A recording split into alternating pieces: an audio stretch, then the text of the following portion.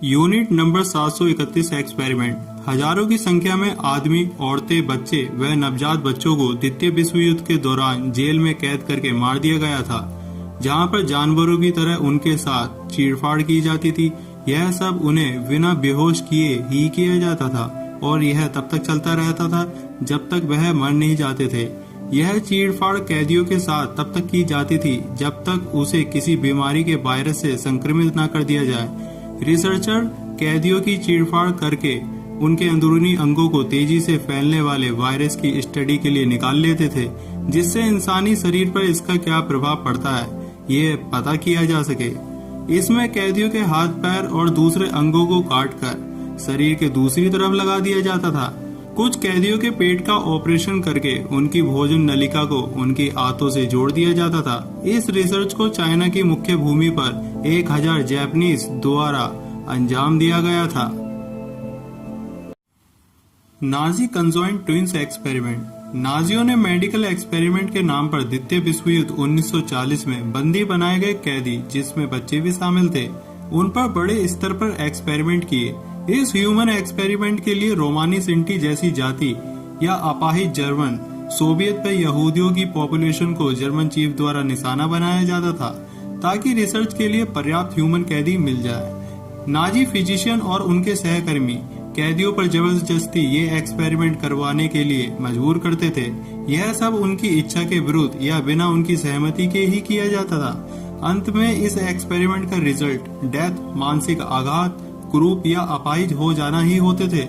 इस तरह के एक्सपेरिमेंट वह नए तरह के हथियार बनाने व अपने घायल हो चुके सैनिकों को दोबारा ठीक करने के लिए करते थे। ट्विंस एक्सपेरिमेंट में ट्विंस बच्चों के शरीर की समानता और उनमें अंतर देखने के लिए यह एक्सपेरिमेंट किया गया था, जिससे उनके शरीर की जेनेटिक स्ट्रक्चर का पता लगाया जा सके। इस रिसर्च को लीड करने वाले जर्मन वैज्ञानिक ने 1943 से 1944 तक 1500 कैदियों पर रिसर्च की, जिसमें से केवल 200 कैदी ही आपस में जोड़े जाने के बाद जिंदा रहे। कैदियों की उनकी उम्र और सेक्स के आधार पर ही जोड़े सिलने के लिए चुना जाता था। इस एक्सपेरिमेंट से पहले अलग अलग दिन उनकी आंखों में इंजेक्शन से दवाई दी जाती थी और उसके बाद उनके ऊपर इसके होने वाले असर को देखा जाता था। कुछ आपस में सिले हुए कैदियों में से एक्सपेरिमेंट के दौरान ही दम तोड़ देते थे और कुछ जोड़े सिलने के बाद एक बॉडी डेड हो जाती थी तो दूसरा जिंदा रहता था। ये सब तब तक किया जाता था जब तक उसकी मौत ना हो जाती थी। Head injury experiment. 1942 Poland, Nazi SD security service officer द्वारा एक प्राइवेट बिल्डिंग में 11 से 12 साल के बच्चों पर यह एक्सपेरिमेंट किया गया था, जिसमें उन बच्चों को एक तंग कुर्सी पर बिठाया जाता था जिससे वह हिल ना सके। उसके बाद उनके सर पर हथौड़े से बार बार चोट मारी जाती थी, जिससे कुछ बच्चों को मानसिक आघात पहुंचता था और वे पागल हो जाते थे। यहाँ तक कि कुछ बच्चों की मौत भी हो जाती थी। Malaria experiment. 1942 से 1945 के बीच मलेरिया की रोकथाम करने और उसकी दवाई को खोजने व नई दवाइयों को टेस्ट करने के लिए ये एक्सपेरिमेंट किया गया। इस एक्सपेरिमेंट में 1200 लोगों पर अलग अलग दवाइयां टेस्ट की गई और इस टेस्ट से पहले उन्हें मलेरिया के बैक्टीरिया से संक्रमित किया गया। 1200 लोगों में से आधे से ज्यादा लोग इस एक्सपेरिमेंट के दौरान ही मारे गए और आधे से ज्यादा लोगों को शारीरिक विकृति के साथ छोड़ दिया गया या उनके मरने तक उन पर और एक्सपेरिमेंट किए गए। Epidemic jaundice. जून 1943 से जनवरी 1945 तक जर्मन नजरबंदी कैंपों ने एपिडेमिक जॉइंटिस बीमारी के इलाज के लिए एक एक्सपेरिमेंट किया।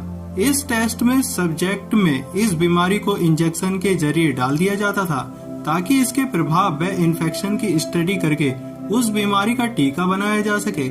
यह टेस्ट जर्मन आर्म फोर्स को इस बीमारी से बचाने के लिए किया गया। इस एक्सपेरिमेंट में बंदी बनाए गए लोगों ने बहुत ही ज्यादा दर्द सहा।